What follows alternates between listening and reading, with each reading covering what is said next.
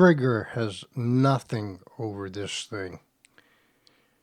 Today we have a very unusual approach to repairing such a large gaping hole in this top of this lovely Taylor guitar. There were two options to fixing this thing: sending it to Taylor and having them put a brand new top on it, which would have been very, very, very expensive for this 20-year-old Taylor. If you remember, I did a video on a classical guitar, a Yamaha, and it was in a fire and had a very, very large gaping hole in the side that was burned through it, and much of the binding was melted and burned off. When they brought it to me, well, the customer really kind of was proud of this hole. I mean, you kind of earn these things, right? A little relicking to your guitar. You know that kids pay a little extra for that, right? Well, the problem was that the hole got so big and actually kind of dangerous to play, because when you strum that hard, your knuckles tend to rub against the top, and this thing is just full of splinters. So this is a sort of earned badge of honor, and I suggested this type of repair, that it could be preserved and yet restore the guitar to a solid state, as it were. So here we go. I started out with pouring some tabletop type resin onto a form, let it flatten out as thin as it would go, and I made a sheet of clear resin. I then was able to take that sheet and cut it into a shape that would fit perfectly with the bracing. I then glued it into the inside with a little bit of super glue and took some more resin and sealed up any gaps that were around the perimeter of the holes.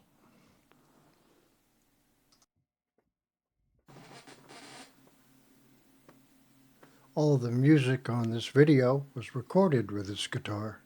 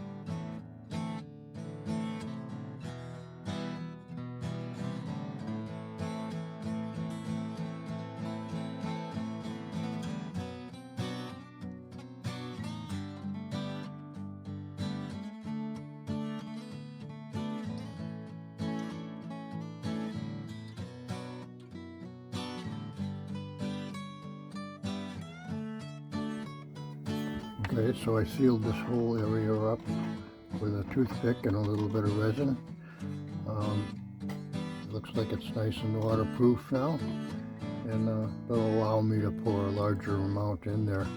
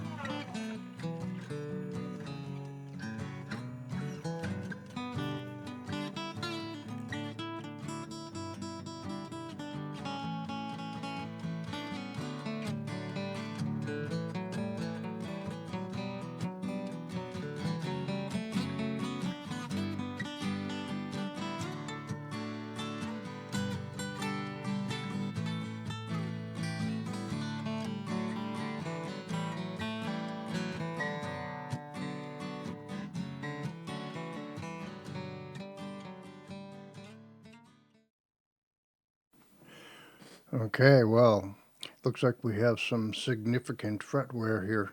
Um, let's go ahead and get these frets level.